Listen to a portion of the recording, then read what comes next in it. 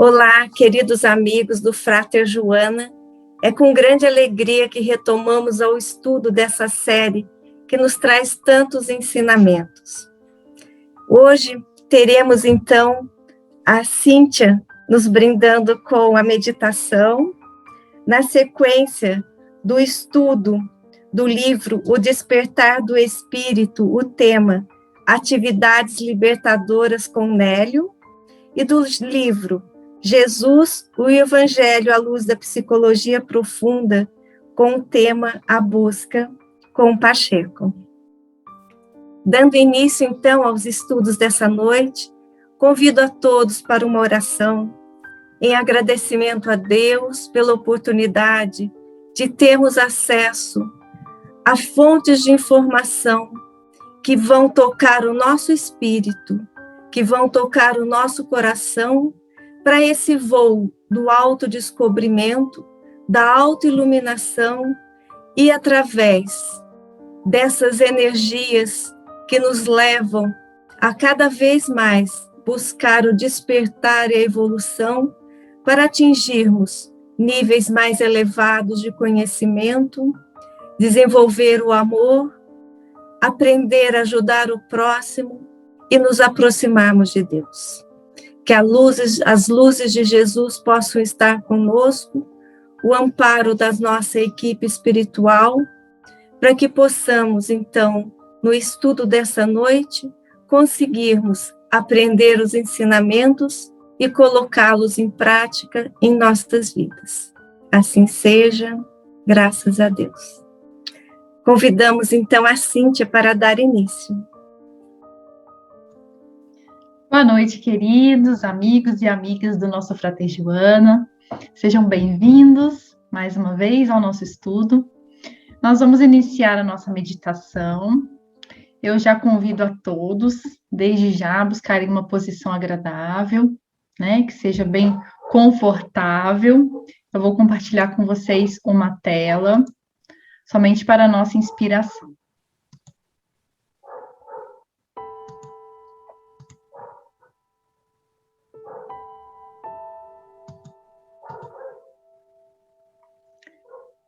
Vamos buscar, então, uma postura bem agradável, relaxar o corpo, preferencialmente sentado ou deitado, com as costas bem apoiadas, as mãos sobre as coxas. Vamos deixar o corpo bem relaxado e vamos iniciar a nossa meditação. Inicialmente, foque a sua atenção na sua respiração. Inspire e expire. Inspire, expire. Inspire, expire. Inspire, retenha o ar um pouquinho dentro dos pulmões, com a boca fechada, e solte com os lábios ligeiramente entreabertos. Inspire, retenha, conte até 5 e solte com os lábios ligeiramente entreabertos.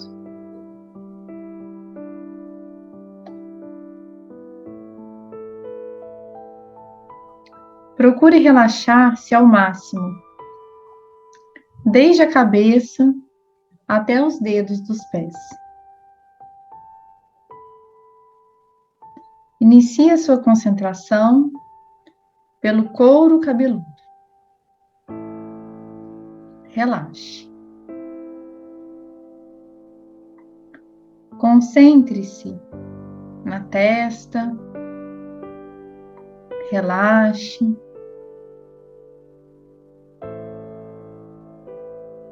Concentre-se nos olhos. Relaxe os seus olhos.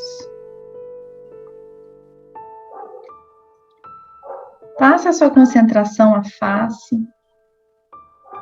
Relaxe completamente a sua face.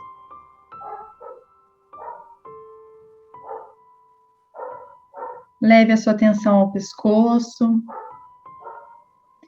Relaxe todos os músculos do pescoço. Relaxe. Continue descendo a concentração até os ombros. Ombro esquerdo, relaxando. Braço esquerdo, mão esquerda, completamente relaxado. Direcione agora a concentração até o ombro direito. Solte. Braço direito, mão direita. Relaxe, deixe a mão completamente relaxada. Solte o abdômen, o tórax, coxa esquerda, perna esquerda, relaxando. Coxa direita, perna direita, soltando, relaxando.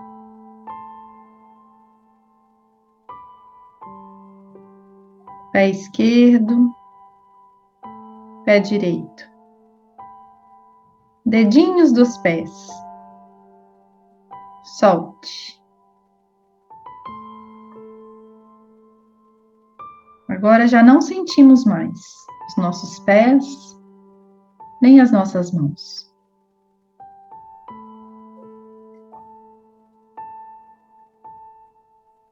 Transporte-se agora para o seguinte cenário. No alto de uma colina, veja uma casinha. Uma casinha muito simples. Em uma de suas faces, é possível ver o mar, de um azul muito intenso. Começo a subir essa colina, cheia de pequenas flores perfumadas.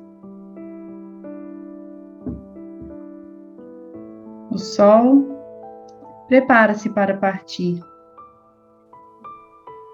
O vento está quente e agradável.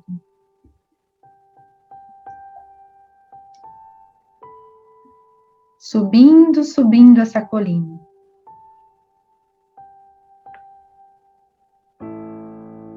Chegando próximo à casinha, muito singela, feita de materiais muito simples, percebo uma senhora, já encurvada pelo peso dos anos.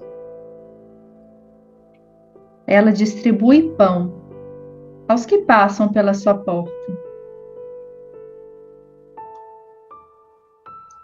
Percebo que são grandes fileiras de necessitados, de todos os matizes. Apesar da idade, ela tem um brilho especial no olhar. Os cabelos brancos e seu corpo alquebrado não escondem a sua luz interior. Um brilho de amor, carinho, saudade, uma certa melancolia. Percebo a delicadeza de suas mãos, a gentileza de seus gestos, a doçura de sua voz. Suas roupas muito singelas. Sua casa, abrigo de viajantes que passam protegidos pelas noites frias. Ela atende a todos, que lhes mostram suas feridas e necessidades. Ela atende um a um, com maternal dedicação. Homens e mulheres, de fisionomias pálidas e tristes. Um dos mais aflitos pergunta a ela como vencer as suas dificuldades. Sente-se abandonado nas estradas da vida. Ela lhe responde com flexão de ternura e olhar amoroso. Isso também passa. E lhe diz que só o reino de Deus é bastante forte para nunca passar de nossas almas, como eterna realização do amor divino. Vou me aproximando um pouco mais.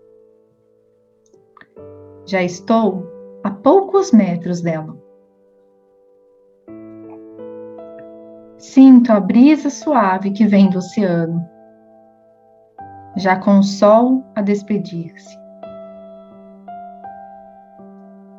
Meu coração está inundado pela sua paz. Todas as dificuldades da vida parecem não fazer mais sentido. Um consolo desconhecido toma conta de mim. Seu olhar também acolhe a minha presença. Ternura e bondade indefiníveis. Acolhimento e compaixão. E do meu coração brota espontânea prece. Do teu trono de róseas alvoradas, estende, Mãe bendita, as mãos radiosas sobre a angústia das sendas escabrosas, onde choram as mães atormentadas. Mãe de todas as mães infortunadas, com tua alma de lírios e de rosas, mitiga a dor das almas desditosas, entre as sombras de míseras estradas. Anjo consolador dos desterrados, conforta os corações encarcerados nas algemas do mundo amargo e aflito. Ao teu olhar, as lágrimas da guerra e os quadros de amargor que andam na terra são caminhos de luz para o infinito. Conservando a ternura e a paz de Maria Santíssima, começamos a retornar. Bem devagar. Que nós tenhamos um excelente estudo, um excelente aproveitamento.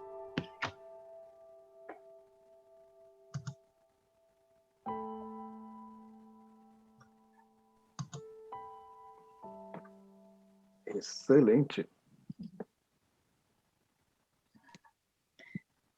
Eu quis fazer uma pequena homenagem à Mãe Santíssima, porque nós estamos encerrando o mês de maio, né? Que é o mês das mães, e Nossa Senhora é a nossa mãe, né? A mãe que cuida dos nossos amargores, das nossas lutas, mãe de todas as mães também, né? Dos pais, das famílias. Então, uma singela homenagem para Nossa Senhora. Passo a palavra, então, ao nosso querido Nélio, para a continuidade dos estudos. Obrigado, Cíntia. Parabéns pela meditação, viu? O capítulo é bastante complexo, extenso.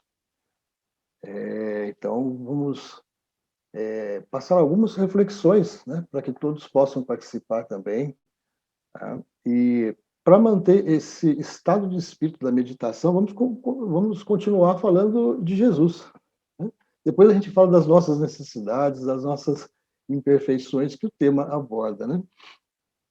Então, a gente pode falar assim, que quando os espíritos definiram Deus a Kardec, o definiram como causa primária de todas as coisas, inteligência suprema. Automaticamente, por exclusão, define os espíritos, né, homens, espíritos encarnados, como co-criadores na ordem cósmica, né? Essa cocriação é possível não só no plano da matéria, como também na inovação da ordem moral, né? Com novos pensamentos, novos conceitos, novos conhecimentos, novas concepções, enfim. Como co-criador, Jesus foi o que mais se destacou, né, de todos os espíritos que nós conhecemos, no plano em que nós estamos. Ao ponto dos espíritos da codificação definirem como guia e modelo para a humanidade. Cria um novo orbe e separa a história do pensamento humano em antes e depois de sua vinda, nos trazendo conceitos novos e transformadores da ordem social. Numa visão do modelo psicológico de Jesus, apresentado pela mentora Joana de Ângeles, podemos identificar os estados e processos unificados, né? Ou seja, espelhando o pensamento e a energia divina, a força criativa na sua plenitude, né? Isso Jesus é o máximo dessa expressão, né? Nada se viu no nosso orbe parecido com a expressão de Jesus, né? Com a manifestação de Jesus.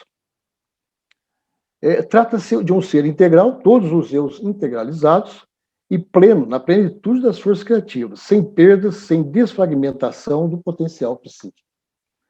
E Jesus disse isso, né? Ele sabia disso. Ele diz: eu e meu Pai somos um. Em determinado momento ele diz: a minha vontade é a vontade de meu Pai que estás no céu. Então, parafraseando os espíritos, podemos dizer que Jesus é um modelo. Esse modelo é modelo psíquico, né? Não é um modelo físico, é um modelo psíquico, é um modelo da forma como ele se manifestou, ele se conduziu. Então, é um modelo, é um ser integral e pleno, né? E é a expressão máxima que a gente já viu. Por isso, ele é considerado o guia da humanidade. Conclusão da condição de Jesus como co-criador. A plenitude, né? Analisando esse modelo de Jesus, a plenitude é proporcional à unificação alcançada em nossas manifestações.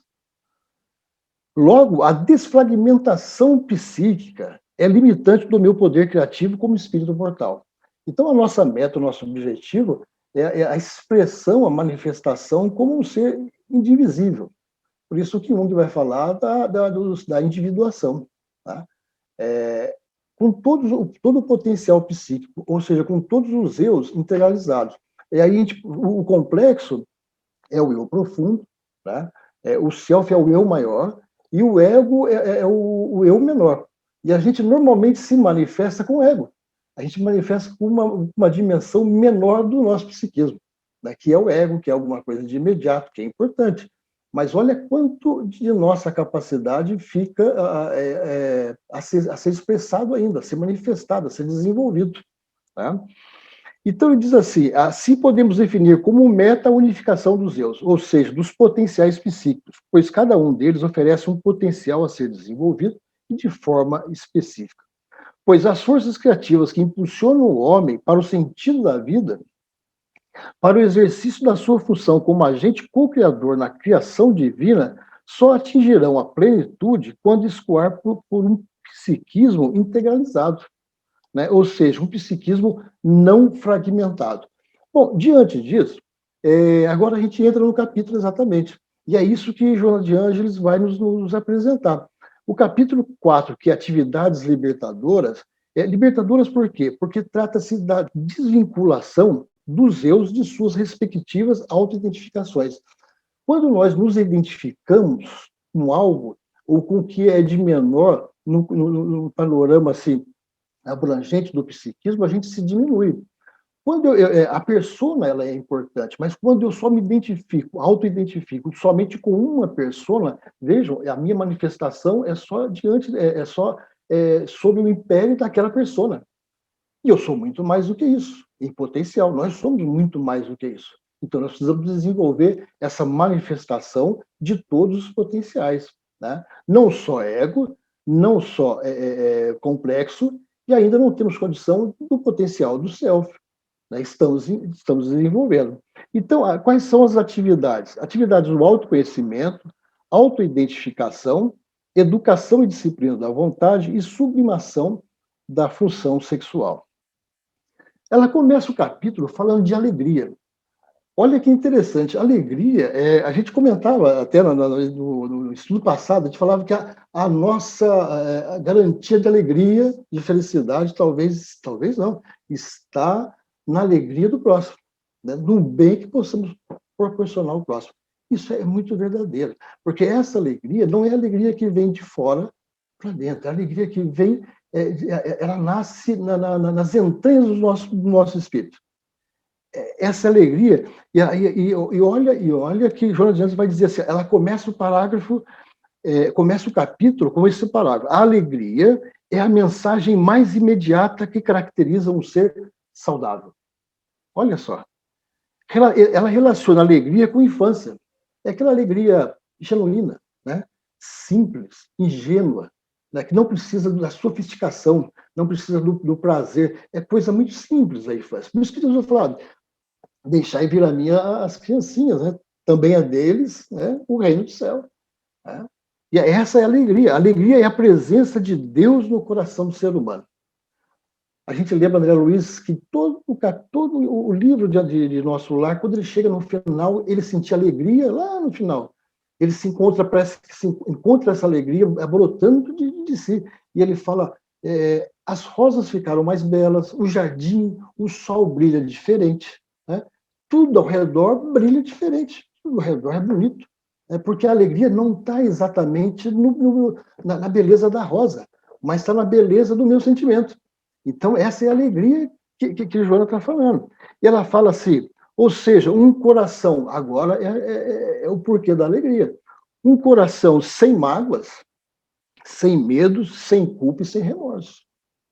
E talvez essa seja a nossa dificuldade de ter uma alegria, vamos dizer assim, sempre, né? Porque ainda carregamos mágoas, talvez medo, culpa e remorso. Somos espíritos, né? Em desenvolvimento, espírito de terceira ordem, e é comum que isso seja encontrado, assim, né, em nosso psiquismo. Ela vai relacionar a alegria também com saúde integral. Né? Ela diz assim, quando se instala, né, a alegria, todo o indivíduo se expressa no fluxo de energia que o domina. Olha só, que se manifesta dos pés à cabeça e dela, da cabeça, à planta dos pés. Há um contínuo de vitalidade. Não há cansaço. Então, eu vou colocar aqui para minha conta. Não há cansaço, não há fibromialgia, não há refluxo. Né? Não é todos esses males que as coisas não funcionam bem, que a gente vê aí, a farmácia cansa de vender. Os donos de farmácia estão ficando ricos. Né? Porque é o que mais se vende, são remédios para que o organismo possa funcionar corretamente. E ela vai dizer assim, que irriga todo o corpo.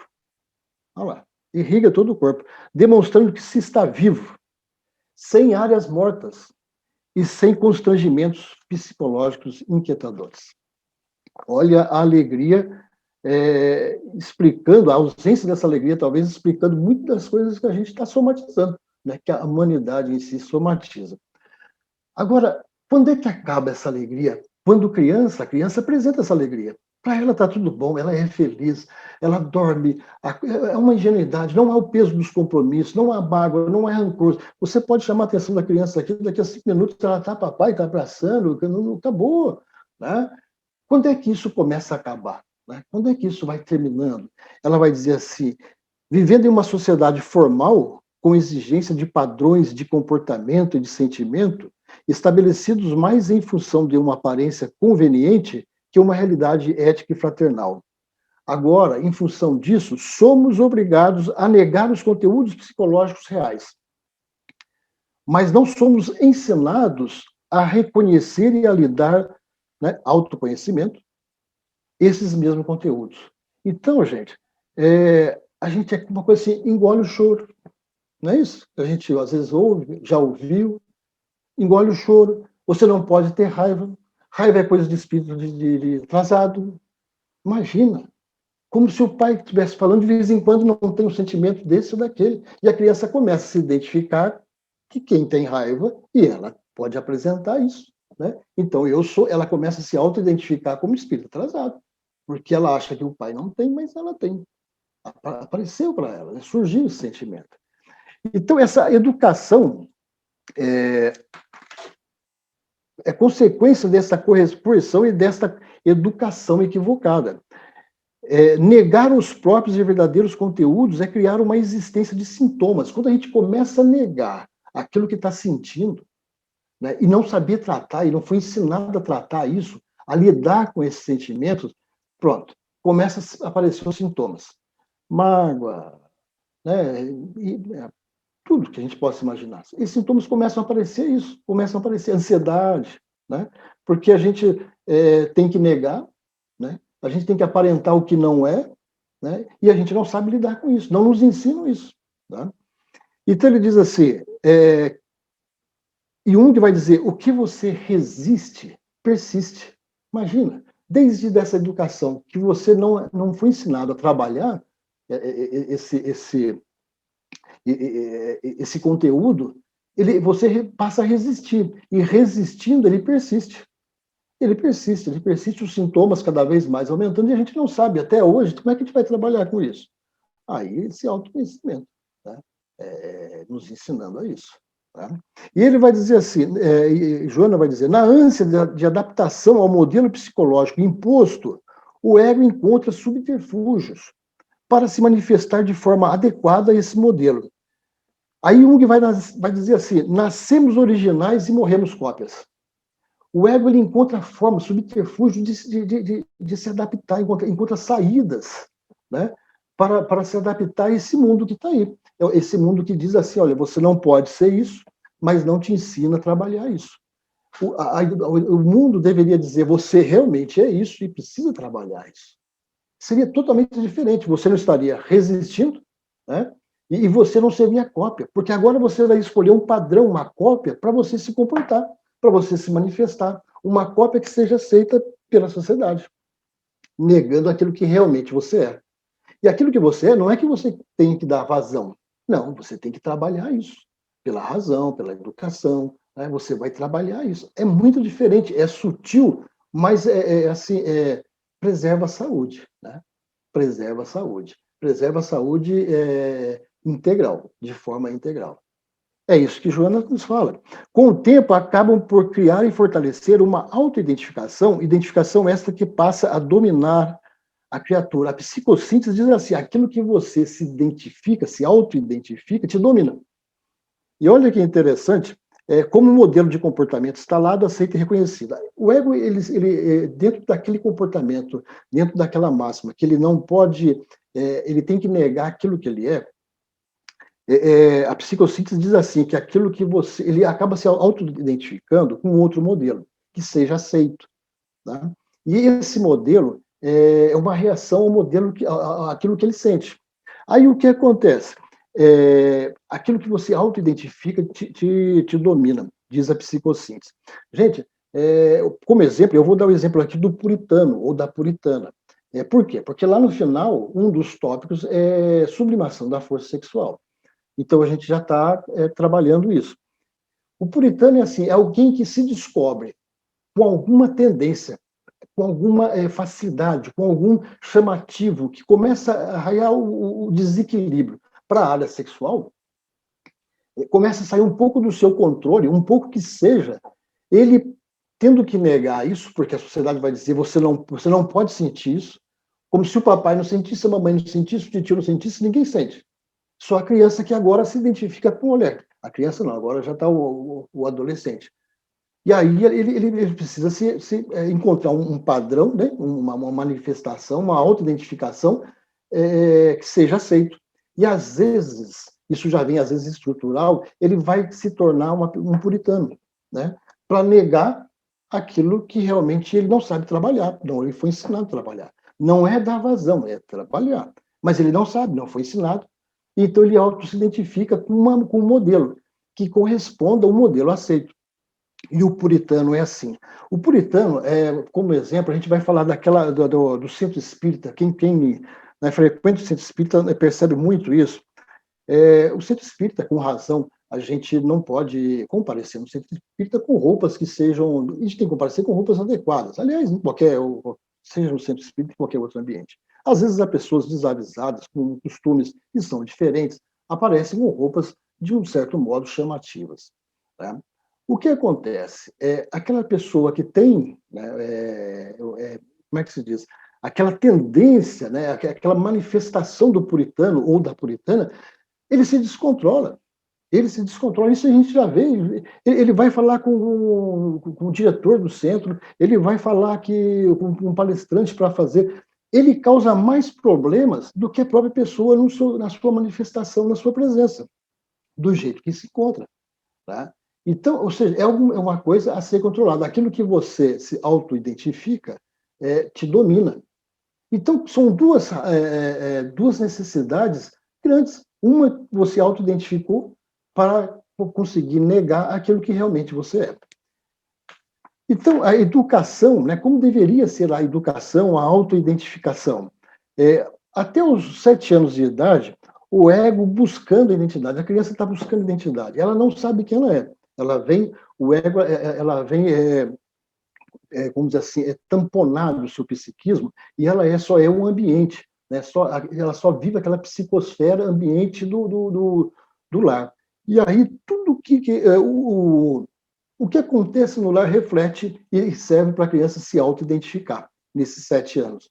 Então, às vezes a gente vê o pai falando assim, fulano está muito arteiro. Pronto. Né? Ele está se identificando, ele está procurando quem eu sou. Quem sou eu? Eu sou arteiro. Fulano está ficando muito isso, muito aquilo. Não, a gente tem que fazer o contrário. Né? É bonzinho, está ficando cada dia melhor. Está comportado, está obediente. Essa é a auto-identificação. Né? Porque a sua auto-identificação é que vai te dominar. E a criança não sabe ainda o que ela é. Depois dos 7 aos 14 anos, a educação deve ser no sentido de trabalhar o sentimento. Tudo que a criança sente, fala, olha, é assim mesmo. Papai também sente, mamãe também sente, dos 7 aos 14, já não é mais uma criancinha. Esse sentimento é comum, agora o que você precisa fazer, meu filho, é trabalhar isso. Você não pode dar vazão, você precisa saber que todo mundo sente isso, mas as pessoas se controlam, né? Você tem que entender o outro lado, enfim, você está ensinando a criança a trabalhar aquele sentimento. Isso é preparando a criança para o autoconhecimento, porque quando chega dos 14 para frente, sob a luz da pineal, pronto. Né?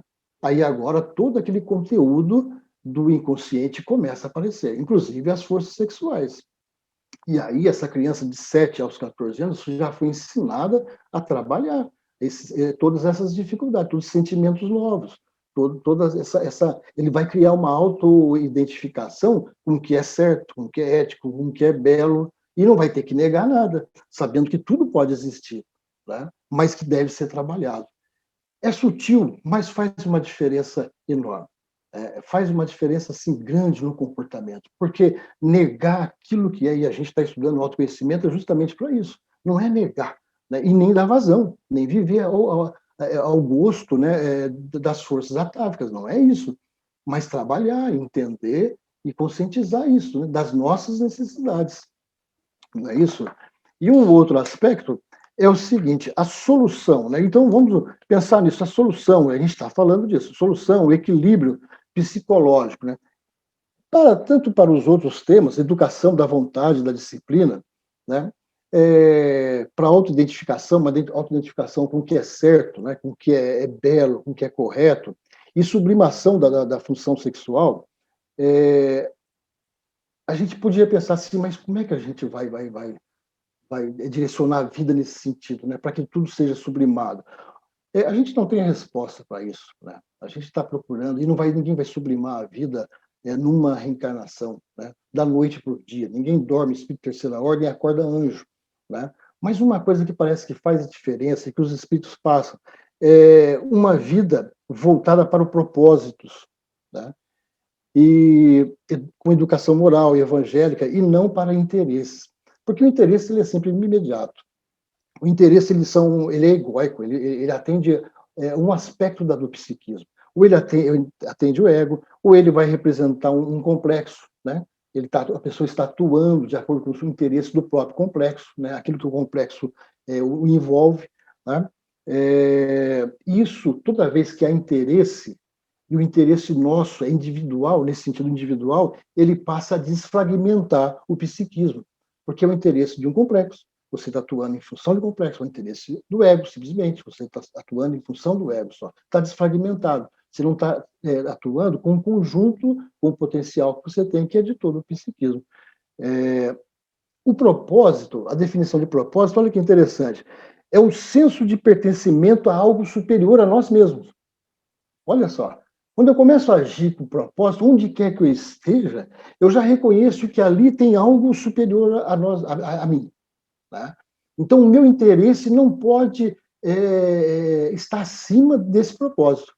Então, toda vez que o meu interesse estiver acima de um propósito, estiver prejudicando o interesse próprio, o interesse de outro, o interesse alheio, eu não posso me manifestar e deixar que o propósito fale mais alto. Tá?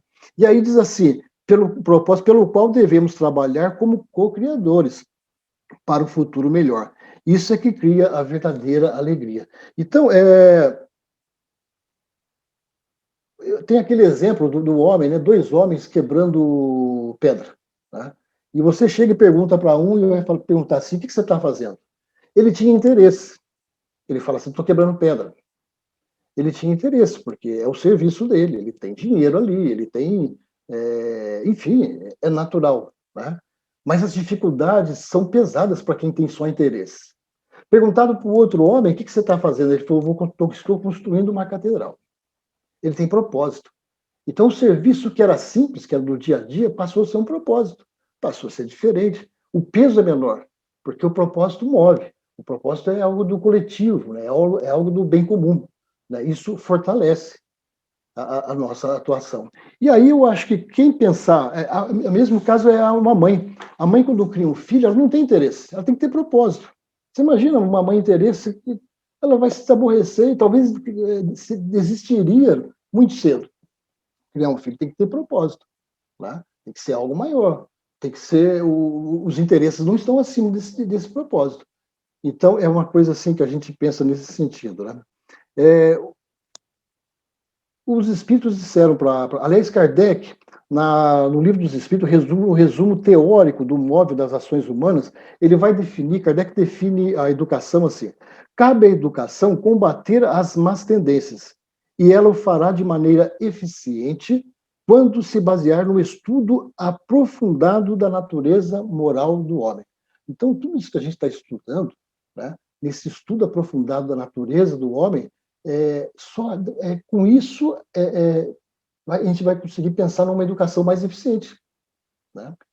E ele diz assim, pelo conhecimento das leis que regem essa natureza moral, chegar-se a modificá-la, como se modificam a inteligência pela instrução e as condições físicas pela higiene. Ou seja, estudando o psiquismo, é o que a gente está fazendo, para melhor educar o homem e, consequentemente, sublimando. Né? Sublimada será a sua manifestação como um todo. Sublimando o homem, né? Toda a sua manifestação será sublimada.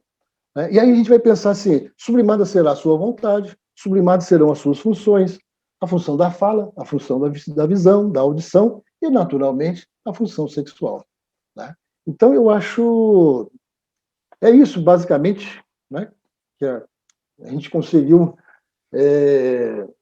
concluir, né, desse estudo, desse tema. E, com certeza, com a participação de vocês, a gente vai crescer nessas reflexões. Fique à vontade e me ajudem, por favor. Excelente síntese, hein, Nélio? Porque você fez aí um apanhado geral, realmente é um capítulo muito grande, né? Muita informação, muito denso, vale realmente a leitura.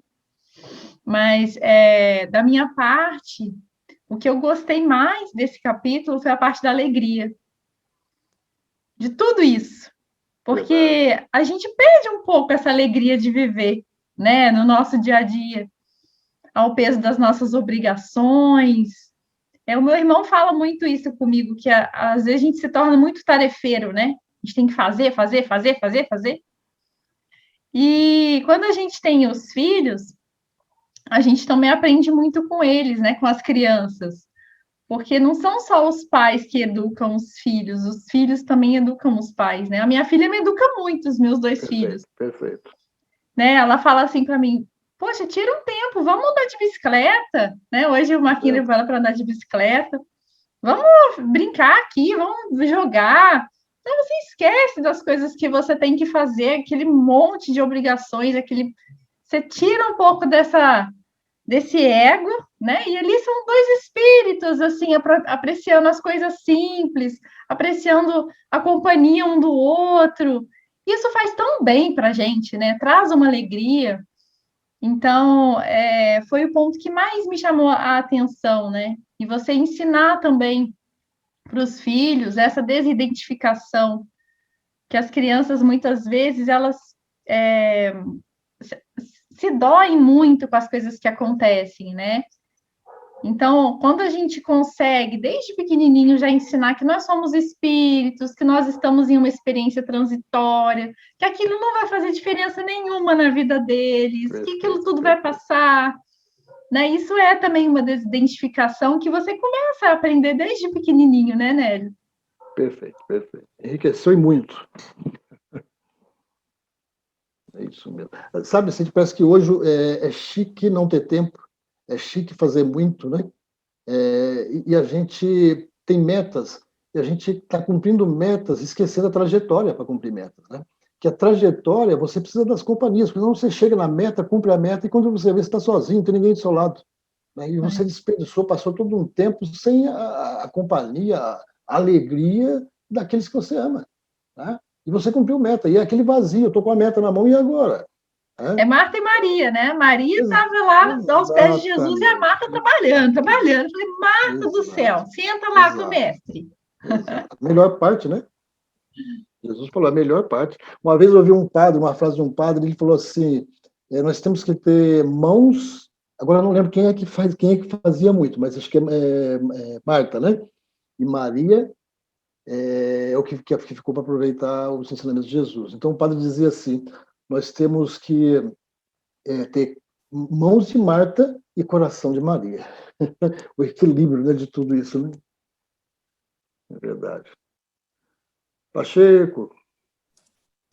Você comentou uma coisa muito interessante, muito importante que está no capítulo, que é a respeito da criança, né? Dessa ingenuidade, dessa alegria, dessa espontaneidade, né?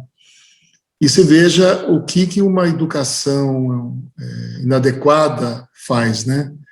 Ela abafa todo esse potencial da criança, né? Ela cria, ao longo do tempo, adultos inseguros, né? Porque, como você mesmo disse, né? Não pode chorar, não pode ter raiva, ou seja, não pode expressar emoção.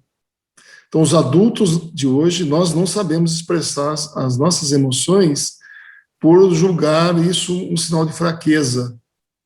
Perfeito. Então, as crianças, quando são tolhidas nesse aspecto, elas crescem com sérios problemas psicológicos, né, com sérios conflitos, e com isso vão se criando aí adultos inseguros, com uma autoimagem aí de desvalia, né? Então, ela cita aí ao longo do texto, né, a questão da educação, isso é importante, sim, né? E uma coisa que vale a pena a gente ponderar é que essa autoidentificação, ela passa por uma desidentificação. O que eu entendi com isso? Que é necessário desconstruir, passa por uma desconstrução dos conceitos que já foram assimilados. Perfeito. É somente através de uma autoavaliação, do autoconhecimento, que você consegue identificar isso, a ponto de, depois, você desconstruir, começar a construir uma outra identificação, que é a autoidentificação, com valores nobres, né? E eu vou pegando também o exemplo da meditação da Cíntia, né? A gente imagina aquela senhora, né, com todo o peso da idade, mas com certeza devia ter uma alegria no coração muito grande, né? Pelo trabalho já desenvolvido, pelas aspirações de nobreza, pelas aspirações de beleza, né? Então, isso eu acho que vem de encontro também ao que você está dizendo aí, né? O que seria a alegria de viver? A alegria é você estar bem, você estar em harmonia. Perfeito. A criança, a alegria se transborda, a criança, ela tem uma energia física muito grande, então ela corre de um lado para o outro, ela ri, Mas depois um adulto e um idoso, como é que é essa alegria do idoso? O idoso fica rindo sempre de um lado para o outro? Não. Mas essa alegria, ela é transformada, ela é demonstrada pela sua harmonia interior. Perfeito. Paz de espírito, né? Do dever cumprido, na retidão dos valores que ela persegue, né? Então, muito interessante esse capítulo mesmo. Interessante. De muita reflexão, né? O que me chamou a atenção foi essa questão da desconstrução. Devemos estar atentos a essa desconstrução. E eu acho que, como você também falou do propósito, né? Esse exemplo de quebrar a pedra, o propósito ele tem que ser visto com os olhos da alma. Quando você vê apenas com os olhos do corpo, você vai ver sim uma pedra sendo partida, mas quando você passa a enxergar aquilo com os olhos da alma, transcende aquela situação, transcende aquele objetivo que aparentemente é apenas mundano, né? Perfeito. Então, aí pelo estudo, aí eu deixo a palavra para os colegas. Perfeito. Parabéns, ótima, enriqueceram e muito. Nessa colocação aí da alegria, né? Tem um trechinho aqui que a Joana fala: a alegria é a presença de Deus no coração do ser humano, cantando, sem palavras, melodias de perenidade, mesmo que de breves durações. Então, assim como, né, a gente tem o exemplo da criança como sendo alegre, e o adulto já sendo aquele ser mais sobrecarregado de obrigações, já tendo a culpa ou alguns outros sentimentos que vai oprimindo e deixando com uma visão cinza do mundo, né? Então, aqui é um chamamento para que a gente compreenda que a vida é uma grande experiência, que passamos, sim, por várias dificuldades, mas é um processo de aprendizado, mas que nós nunca tenhamos de ter em mente que a nossa vida material é apenas um pequeno tempo, né, diante da eternidade, e que se nós quisermos buscar alegria, felicidade de uma forma plena, a gente sabe que o nosso planeta ainda é um planeta de provas e expiações, mas a gente consegue encontrar essa alegria dentro de nós, à medida que nós nos enxergamos, né, como espíritos, que compreendemos tudo que nos acontece como sendo aprendizado, que não vamos buscar no outro aquilo que nos falta, vamos nos identificando, vamos fazendo essa individuação, né, que Jung coloca, porque nós vamos nos encontrando como seres à semelhança de Deus. E aí essa alegria brota dentro de nós, porque a gente começa a ver, né, como o Pacheco falou, a ver a vida com os olhos do espírito, e não da materialidade, do imediatismo. E são nas simples coisas, né, nos simples momentos. Olha, na paz que a gente encontra numa meditação, a gente contemplar a natureza, ouvir o canto de um pássaro, simplesmente sentir o sol na face, né? Ver uma criança brincar, ver a vida se renovar. Então, assim, a gente precisa ter esse olhar, né, de deixar de sermos vítimas, e muitas vezes nós nos colocamos nesse papel para sermos condutores da nossa própria vida e ter alegria como sendo algo importante, porque a alegria é o alimento do espírito, e se assim nós não o fizermos, a gente não encontra energia para continuar nossa caminhada. E aqui a Joana fala, né, e todos os outros processos vêm na sequência, né? E com a nossa autoiluminação, nós vamos nos desvinculando dos padrões que nos são colocados, às vezes, por uma sociedade que é uma sociedade castradora, que é baseada, às vezes, em sentimentos de masoquismo, né? E a gente vai conseguindo fazer um padrão novo de comportamento baseado nas leis morais que nós aprendemos aí com Cristo. E assim a gente vai se libertando e tendo essa plenitude e a alegria de viver quando a gente consegue seguir essas leis. Então, é um processo, né, que a gente, através desse autoconhecimento e dessa busca incessante, a gente vai conseguindo fazer, né? Por exemplo, a alegria de ler esses livros de Joana e buscar ali tantos ensinamentos, algo que faz com que a gente compreenda os nossos comportamentos e a gente se liberta, às vezes, de tantas amarras, né? Então, são nos pequenos detalhes, nas pequenas vivências que a gente vai nos alegrando e vai, assim, deixando também aqueles que convivem conosco melhores, né? Deixamos de ser pessoas com aquela aparência, né, de triste, às vezes palavras rudes, né? Falta, às vezes, energia, né? Porque a pessoa, quando ela não está bem, quando ela não está equilibrada, falta energia para a vida. E aí fica uma situação bem complicada, né? Maravilha.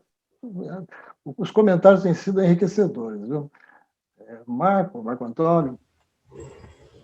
Nélia, eu queria fazer só um breve comentário que eu gostei do tópico dela, até fazendo a relação também que o Pacheco pensou com a meditação da Cíntia. Quando a senhora lá, né, quando Maria atende a pessoa no final e fala que tudo passa, que ela faz a pergunta das dificuldades, né, como se tem a ver com a questão da desidentificação ou autoidentificação, no sentido de que somos muito mais do que as nossas dificuldades, né?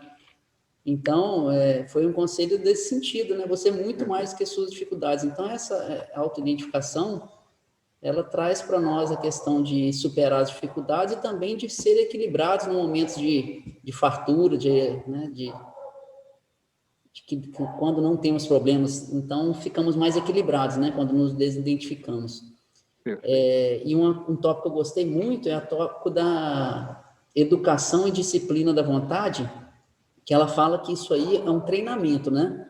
Então, assim, ela comenta que aquele que fala que não, eu não posso, eu não consigo, na verdade, ele não quer se dar o trabalho das tentativas, né? Não é que ele não consegue, porque ninguém vem com mais qualidade do que outro. Isso são coisas que nós desenvolvemos nas nossas experiências, né? Então, ela coloca isso como se desenvolvermos e educarmos a nossa vontade, todo mundo consegue fazer o que quiser, aquilo que se propõe, né? Aquilo que estabelece como meta de vida, né? Então, gostei muito desses tópicos aí.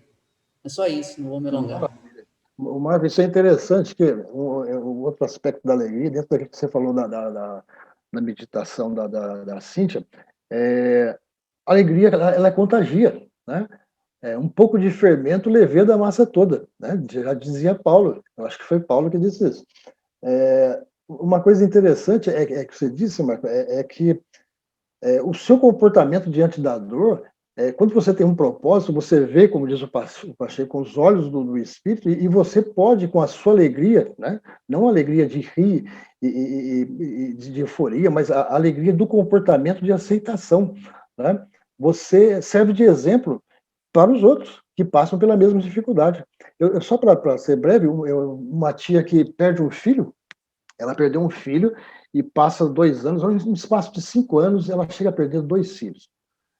Sofremos muito, inclusive fizemos evangelho uma vez por semana lá, participando, acompanhando, né, os filhos com doenças assim, definhando ao longo do tempo, né, em curto espaço de tempo.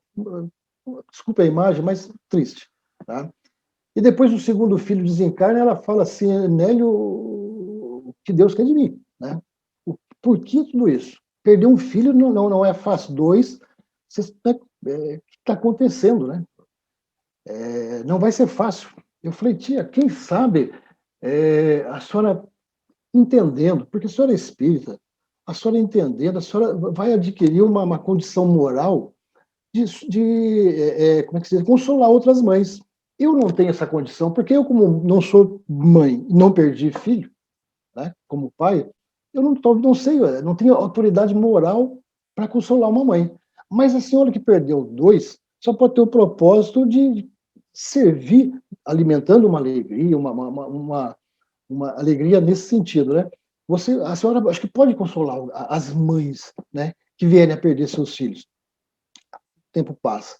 Depois de um tempo, ela falou assim: Nélio, fulano de tal, vizinha aqui do bairro, perde um filho, e um dia eu encontrando com ela, depois de 6 meses, ela falou assim: você é minha inspiração, porque eu sempre vi em você como uma pessoa, uma mãe consolada, mesmo perdendo 2 filhos. Então eu perdi o meu, e eu acredito que se você se consolou e o tempo foi remédio para você, vai ser para mim também. Eu falei: pronto, tá aí um propósito, né? Naquilo que seja, o interesse não sustenta, não traz alegria, o propósito vai trazer, de consolar mães, né? É exatamente isso que todos falaram aí, né? A alegria é isso aí, não é aquela alegria de euforia, né? Aquele riso sem razão, não, é alegria interna, é um estado de espírito, como todos falaram aí, né? Vem do espírito, não vem de fora. Ok, gente. Cíntia, se quiser conduzir, por favor. Bem, se ninguém tiver mais a acrescentar aí no estudo do Nélio, vamos passar então para o próximo estudo, que é o capítulo 33, a busca, né, do livro O Evangelho à Luz da Psicologia Profunda. A base dele é o capítulo 25 do Evangelho segundo o Espiritismo. Eu vou iniciar aqui lendo um trecho do Evangelho segundo o Espiritismo, capítulo 25. É Mateus 7. Pedi e vos será dado. Buscai e achareis. Batei e abrir-se-vos-á. Pois todo aquele que pede receberá, quem busca achará, e a porta se abrirá a quem nela bater. Então, continuando aqui com Kardec. Do ponto de vista terreno, a máxima buscai e achareis é semelhante a esta. Ajuda-te e o céu te ajudará. É o princípio da lei do trabalho e, consequentemente, da lei do progresso, pois o progresso é produto do trabalho, já que este aciona as forças da inteligência. Na infância da humanidade, o homem somente aplica a sua inteligência na busca de alimentos, dos meios de se preservar das intempéries e de se defender dos inimigos. Mas Deus lhe deu, a mais do que o animal, o desejo incessante de melhorar. E é esse desejo que impele o homem à busca dos meios para melhorar a sua situação, levando-o às descobertas, às invenções, ao aperfeiçoamento da ciência, pois é através da ciência que lhe proporciona o que lhe falta. Por meio dessas pesquisas, sua inteligência se desenvolve, sua moral se depura. As necessidades do corpo sucedem às do espírito. Depois do alimento material, é preciso o alimento espiritual. É assim que o homem passa da selvageria à civilização. Aí, voltando agora para o estudo da Joana, ela começa assim. À medida que o ser adquire a consciência da realidade do si profundo, a busca de mais elevados patamares torna-se inevitável. E a lei do progresso, né? Conquistado um degrau, outro surge desafiador, enriquecido de possibilidades dantes não conhecidas. Ascende passo a passo em incessante desenvolvimento de valores que se tornam urgentes de serem conquistados, conseguindo maior compreensão dos objetivos da vida, né? Que é a expansão da sua consciência e da lucidez através das várias encarnações e dos aprendizados, né? Enquanto o bruto contenta-se com o essencial para a existência, apenas experimentando impulsos e dando campo às necessidades imediatas, aquele que pensa aspira a mais significativas realizações que ultrapassam os impositivos automatistas do orgânico. Muito bem, vamos voltar agora para Kardec, esse mesmo capítulo, né? Falando aí do progresso. Se Deus tivesse liberado o homem do trabalho material, seus membros ficariam atrofiados. Se o liberasse do trabalho intelectual, seu espírito teria ficado na infância, no estado instintivo do animal. E é por isso que ele fez do trabalho uma necessidade. Ele disse: busca e acharás, trabalha e produzirás. Dessa maneira serás o filho das tuas obras, terás o mérito da sua realização e serás recompensado segundo o que tiveres feito. Que é pela aplicação desses princípios que os espíritos não vêm poupar na terra o trabalho de pesquisas ao homem, trazendo-lhe descobertas e invenções já feitas e prontas para utilização, de maneira a só ter que tomá-las nas mãos, sem sequer o transtorno de um esforço, nem mesmo o de pensar. Bom, aí teríamos uma injustiça muito grande, né? Pois, se fosse assim, o mais preguiçoso poderia enriquecer-se, o mais ignorante tornar-se sábio, ambos sem nenhum esforço e atribuindo-se o mérito pelo que fizeram. Bom, e aí continua Kardec, né? Vamos agora voltar, então, para Joana, né? Então, ela continua aqui: saindo da sombra total, em razão da ignorância em predomínio na qual se encontrava, a aquisição de luz interna deslumbra, ensejando horizontes mais nobres que atraem irresistivelmente para cima e para o infinito. O homem Jesus sabia, em razão de haver atingido anteriormente o mais elevado nível de evolução, que o destacava das demais criaturas terrestres, apresentando-se como modelo e o guia a ser seguido. Criado por Deus e havendo alcançado o excelente estágio de progresso e de iluminação em que se encontrava. E que interessante, né, que ela menciona aqui, é que Jesus aspirava para todos os indivíduos a mesma posição, tendo por sua vez o Pai como exemplo e o foco a ser conquistado. E sendo o progresso infinito, ele, Jesus, não se contentou no que havia já adquirido, detendo-se em profícuo e absurdo repouso, por entender que entre ele, Jesus, e o Criador, medeia um verdadeiro abismo de evolução, tanto quanto um outro vão desafiador existe entre os seres terrestres e a situação que ele desfruta na escala de valores morais e espirituais. Então, nessa parte aqui do estudo, a Joana enfatiza, né, a questão do progresso e linkando aí com o estudo de Kardec, a necessidade e a importância do trabalho. E por que esse buscai e achareis não se remete apenas a pedir, né, pedir e vos será dado, mas sim ao nosso esforço que nós devemos demandar para a gente conseguir algo, né? E falando depois na escala evolutiva, né, veja que Jesus, na sua humildade e lucidez, né, dada a sua condição, reconhecia o abismo entre ele e Deus, e aspirava a nós, encarnados aqui na Terra, e espíritos também dessa mesma ordem, que nós atingíssemos o mesmo patamar de evolução que ele atingiu. Né? Veja que modelo, né, de bondade, modelo de compaixão, né, e empatia com todos nós, né. Vamos continuando, então, aqui. Assim, sendo, né, Jesus propôs que ninguém se satisfaça com o já conseguido, antes cresça, busque, entregando-se ao esforço incessante da libertação dos atavismos iniciais e ascenda no rumo da grande luz, tendo-o por condutor seguro. Antes, porém, de ser empreendida por alguém essa busca, torna-se imperativo, né, necessário que ele saiba o que deseja e para qual finalidade almeja. Então, à luz da psicologia profunda, a única realidade é aquela que transcende os limites do objetivo, do imediato, das necessidades do prazer sensualista, da exaltação do ego, né?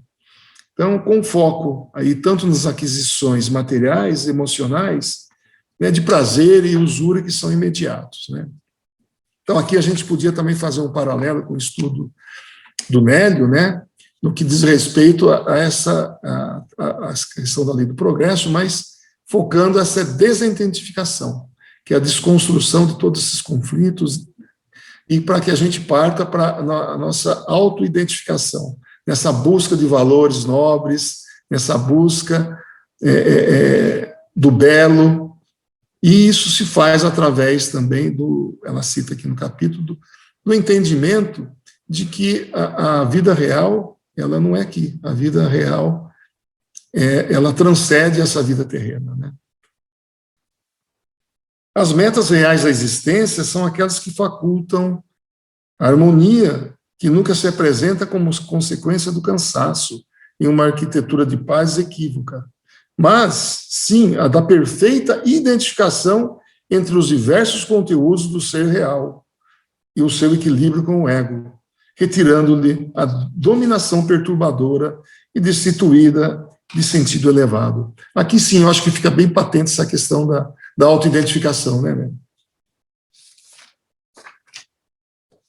Então, essa busca na acepção da psicologia profunda, é um intenso labor de autoaprimoramento, de autoiluminação, esbatendo toda a sombra teimosa, geradora de ignorância e de sofrimento. Quando se busca com sinceridade, empenhando-se com afinco na sua realização, os obstáculos são vencidos com decisão, abrindo perspectivas muito confortadoras, né, que ensejam a plena realização do si profundo, né? Então, Jesus confirmou com sabedoria, né, a trilogia magistral, né, que é do pedir, buscai e batei, dignificando o ser humano, que nunca se deve deter no já conseguido, pois que a face da razão em que se demora, facultando-lhe a consciência individual, se dilatará a mais significativa experiência, que é a da intuição, por onde transitará até vivenciar a consciência coletiva que se espalha no cosmos, né? Quando existem limites no conhecimento espiritual e moral, maior deve ser o esforço a ser apresentado para a sua ruptura, porquanto a ascensão é só feita de aberturas que se ampliam no infinito. Ela menciona também uma coisa importante, que a cultura materialista, né, e a visão utópica, que é tudo e as criaturas, lutam para estabelecer parâmetros definidores de felicidade possíveis na Terra, né? A primeira, que é da cultura materialista, propõe o prazer incessante, como se os automatismos existenciais jamais fossem interrompidos ou nunca sofressem alteração, mantendo seu ser na mesma estrutura do período em que goza, né? Esquecendo, né, de uma certa forma, a falência do nosso organismo, que ela chama aqui de maquinaria orgânica, né, que ela sofre alterações expressivas ao longo do tempo, né? E o ser emocional, depois de um tempo, já não se basta, né, com as sensações que vão exauri-lo, né, e não atendendo mais às necessidades estéticas e morais. E a utópica, propondo uma sociedade constituída de beleza e de tranquilidade, na qual não se manifestam dificuldades nem dores, logo desaparece ante a improbabilidade de uma geração nas paisagens humanas, né? Então, aqui, nessa utopia, a gente poderia até fazer uma analogia com a família, com a propaganda da família Margarina, né? Onde está tudo bem, o mundo é tudo feliz, todo mundo sorrindo, ninguém com problema, né? Bem, para a gente poder partir para o final e depois fazer algumas reflexões, né? Eu gostaria de focar aqui o seguinte: a conscientização da imortalidade, portanto, é de relevante importância para a busca, aquela que não se detém quando se conseguem os objetos, as ambições materiais e emocionais, que atendem a um momento e logo cedem lugar às novas expressões de ansiedade. O ser real, ele nunca se detém no crescimento interior, sempre aspirando por maiores logros. A sua capacidade momentaneamente limitada de satisfação amplia-se à medida que se dilatam as percepções da imortalidade e ânsias do infinito. Desse modo, proporcionado por Jesus, essa lição, né, em grande desafio a criatura humana, ela permanece como uma diretriz que não pode ser retirada do comportamento espiritual do ser. Buscai e achareis. Então, do ponto de vista moral, essas palavras de Jesus significam: pedi a luz que deve clarear o nosso caminho, o vosso caminho, né? E ela vos será dada. Pedi força de resistir ao mal, e vós a tereis. Pedi assistência dos bons espíritos, e eles virão ajudar-vos. Pedi bons conselhos, e jamais vos serão recusados. Batei a nossa porta, os espíritos, e ela vos será aberta, mas pedi sinceramente, com fé, fervor e confiança, né? E nós não devemos nos furtar, né, de aplicar nosso próprio esforço nesse empreendimento de elevação e conquista. E aproveitando aí, voltando ao capítulo anterior do estudo do Nélio, Marquinhos citou uma coisa muito importante no final, que eu acho que tem tudo a ver com o capítulo de hoje, do estudo do Buscai, que nada vem de graça. Não, desse modo, com alguém exclama, diz a Joana: não posso, não tenho tão grande força de vontade quanto gostaria. Assim, está se excusando-se de empenhar-se e trabalhar-se em atitude de transferência de valores para os outros, que seriam mais bem dotados, enquanto a ele teriam sido negados.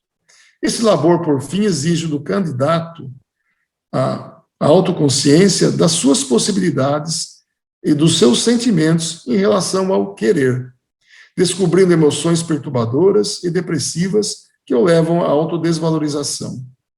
Faça imprescindível uma verificação de conteúdos psicológicos que lhe facultem a autocrítica honesta e desejo de superar-se.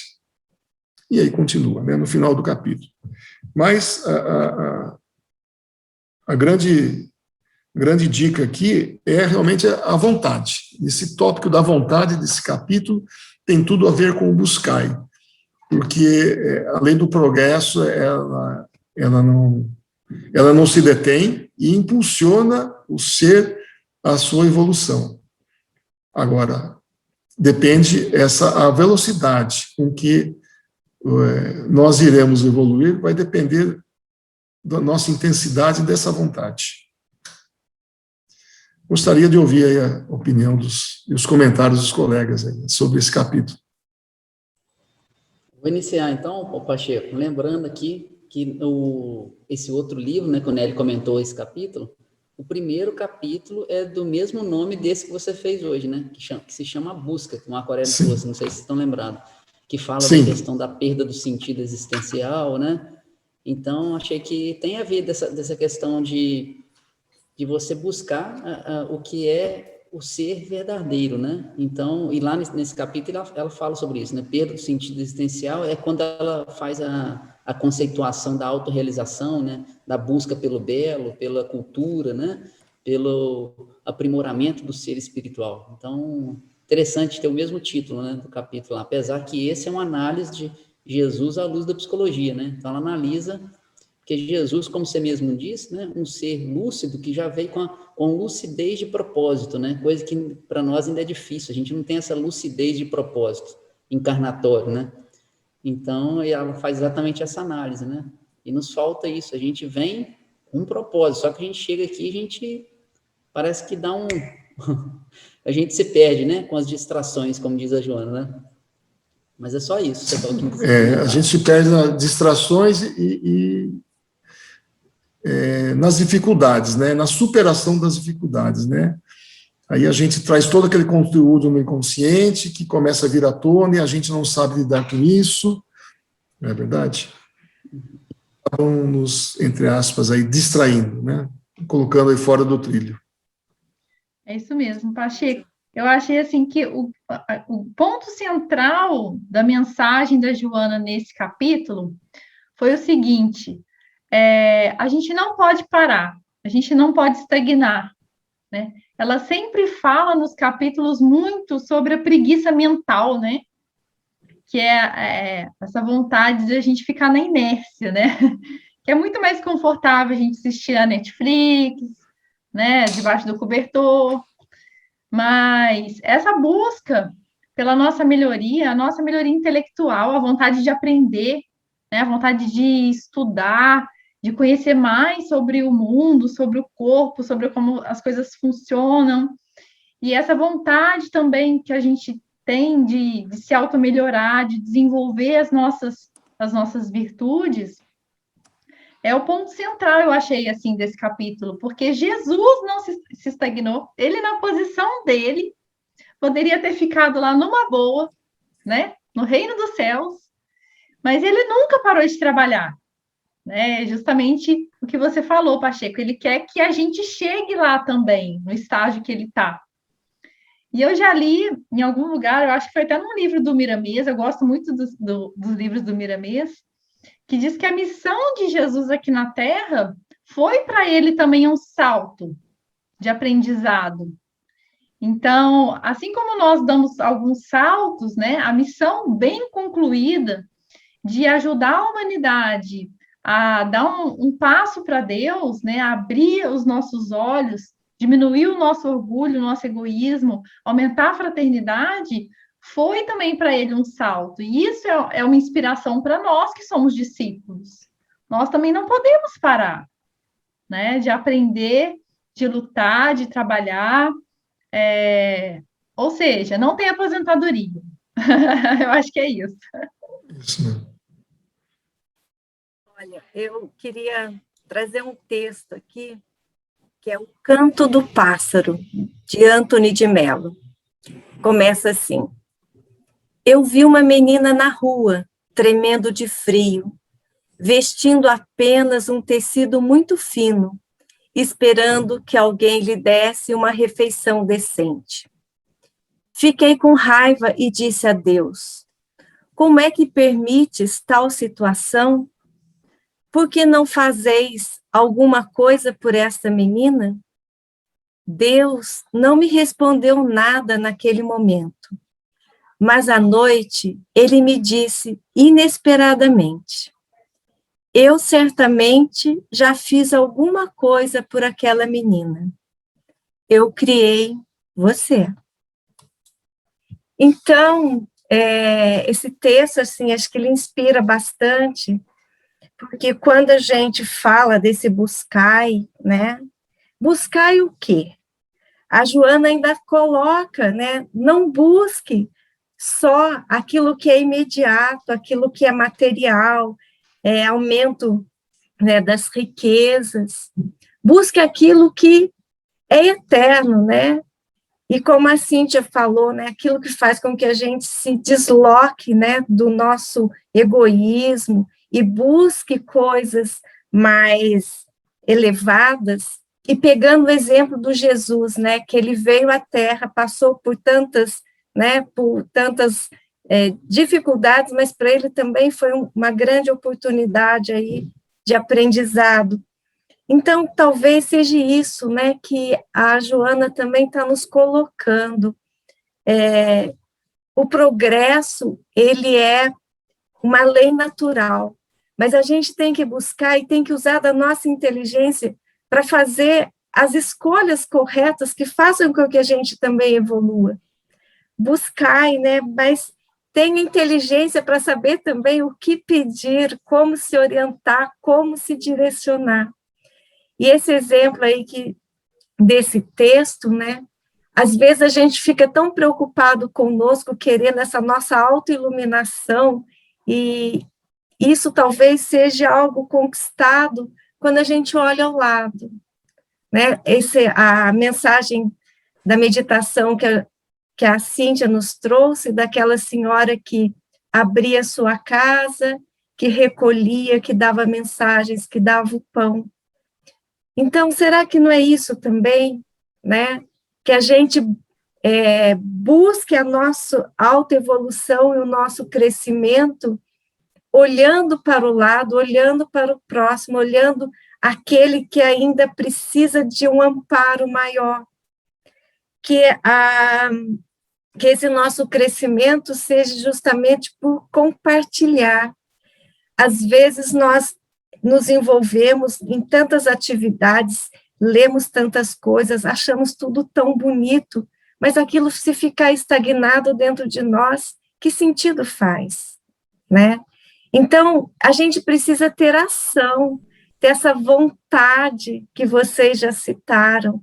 Então, usar desses recursos, desses potenciais que nós temos, mas não para que eles fiquem presos conosco, mas que eles possam ser divididos, né? E tem uma passagem do livro Jesus no Lar, que é a coroa e as asas. Então, que um servo, né, soube que, através do conhecimento, ele poderia atingir a culminância, né? E assim ele fez, se dedicando a várias e várias encarnações, e chegou até o topo da montanha, né, do conhecimento, da ciência. Quando chegou nesse topo do conhecimento, teve um anjo que o recebeu, o abraçou e colocou nele uma coroa que o iluminava. E aí ele queria saber se ele já podia alçar voos até Deus. E aí esse anjo falou que isso dependeria de como ele agiria, voltando, né, o mesmo caminho que ele fez, para que pudesse, diante das suas atitudes, alcançar o voo. E aí, ele voltando, ele, na verdade, ele zombou daqueles que estavam no início do caminho, ele não teve o olhar, a compaixão, não quis ajudar, né? E aí, voltando novamente ao topo, o anjo lhe disse que enquanto ele não voltar e não ajudar a todos a fazer o mesmo processo de ascensão, ele não teria as asas para voar.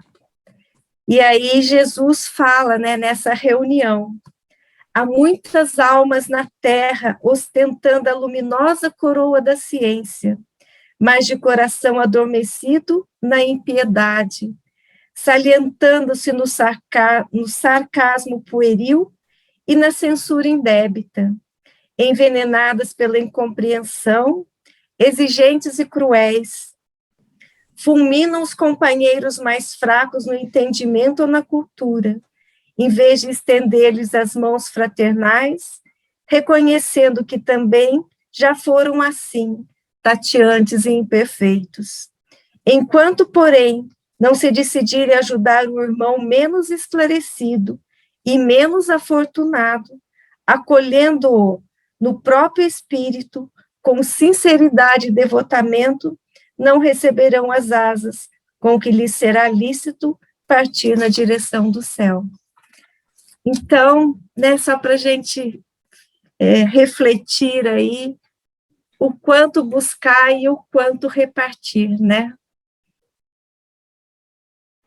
Olha, que história maravilhosa, né? O Pacheco falando da busca, né? Que a busca seja com alegria, né? Unindo os dois, que a busca seja com alegria. E a Ilma está certo, quando ela fala em compartilhar, né? Em enxergar o próximo, essa empatia, quando a gente olha para o nosso psiquismo, né? Para o nosso inconsciente, cada complexo tem nome, né? Porque ninguém adquire, constrói um psiquismo, né, com seus complexos, com suas dificuldades, sem ter nome. Foi sempre em função daquele que, de alguma forma, a gente se comprometeu, né? E agora a forma da gente buscar essa saúde integral passa também pelo próximo, né? A gente vai ter que, vendo no próximo, reparando, e o próximo vai ser um veículo, o instrumento para que a gente conquiste paz, conquiste alegria, conquiste a iluminação, né? E às vezes a gente está de olho, assim, frente a frente uma pessoa, e a gente não tem noção da nossa atitude, do nosso entendimento, da nossa compreensão, até o que pode espelhar isso, refletir no futuro, né? Tem duas passagens rápidas. Eu lembro que o senhor Honório, como é que se diz, o Marco? Acho que é Honório, não, é Honório, né? Honório Abreu, de Minas. Sou Honório, estudioso do Evangelho lá. Honório Abreu, exatamente. Ele dava aula de Evangelho para o Haroldo Dutra e mais duas pessoas. Três adolescentes, 14, 15 anos. Como ele estava aposentado do Banco do Brasil, ele ia toda quarta-feira, lá 15 horas, que eles pediram. Falou, tá bom, toda quarta-feira eu venho aqui, eu vou explicar para vocês, ensinar vocês a estudar o Evangelho. E um dia o Haroldo perguntou, mas por que o senhor faz isso? Né? O senhor vem aqui, 3 crianças aqui, 3 adolescentes aqui, por que o senhor faz isso? Ele falou assim, porque eu não sei quem são vocês, né? Então, eles poderiam, como o próprio Haroldo representou muito. E uma outra situação é que a gente, às vezes, não sabe quem está à nossa frente. Eu lembro que aquela passagem de Francisco de Assis, quando ele começa a andar com aquela simplicidade, com os pés no chão, o Papa se preocupou, porque a igreja tinha toda uma preocupação, né, com o poder, né, com o dinheiro, né, e Francisco de Assis, de alguma forma, representava um perigo, né, no sentido de que ele pregava a simplicidade, a alegria genuína dos animais, do vento, do irmão vento. Era uma coisa que era muito simples, não precisava de nenhum momento de dinheiro, né, de bens externos, para ser alegre. E aí ele manda um cardeal, o Papa manda um cardeal para consultar, para conversar com Francisco de Assis, ver o que está acontecendo, quem é, né? O que ele pretende. E esse cardeal era Emmanuel encarnado, eu não me lembro o nome do cardeal. Ele vai conversar com Francisco de Assis, conversa, percebe não a ingenuidade, a alegria genuína de Francisco de Assis, e ele volta para o Papa, explica, e aí outros cardeais discutindo se poderia deixar ou não, Emmanuel, né, reencarnado como cardeal, ele fala, olha, se não aceitarmos a simplicidade, tudo que nós falamos e pregamos é uma farsa, né? Deixamos ele em paz. Ele prega, talvez, aquilo que a gente ainda não consiga viver, né? Então, eu acho que isso é importante, né? É importante o propósito. Às vezes, uma pessoa que está nos olhando, está à frente, se você não tiver interesse, tiver propósito, de repente, o seu comportamento, a sua maneira de compreender, de interagir com essa pessoa, passa a ser outro, né? Passa a ser diferente, né? Acho que é isso aqui. Para hoje. Muito bem. Bom, gente. Pacheco, se quiser encerrar então para nós. O estudo de hoje foi extremamente rico. Gratidão a todos aí pelo estudo, pelos comentários, pela meditação. Então vamos levar nosso pensamento a Deus, a Jesus, nosso mestre, agradecendo pela oportunidade desse estudo, todo o conhecimento aí que nós estamos adquirindo e compartilhando com os nossos irmãos, e desejando, esperando que a nossa semana seja repleta de oportunidades para que a gente possa aplicar os conceitos aqui estudados. Em nome dos bons espíritos, de Jesus, nosso mestre, Deus nosso Pai, encerramos o estudo de hoje. Assim seja. Até a próxima. Boa semana, gente, para todos, viu? Até a próxima, se Deus quiser. Boa semana. Até a próxima, se Deus quiser. Um grande abraço. Até a próxima. Um abraço a todos. Bom final de semana. Tchau.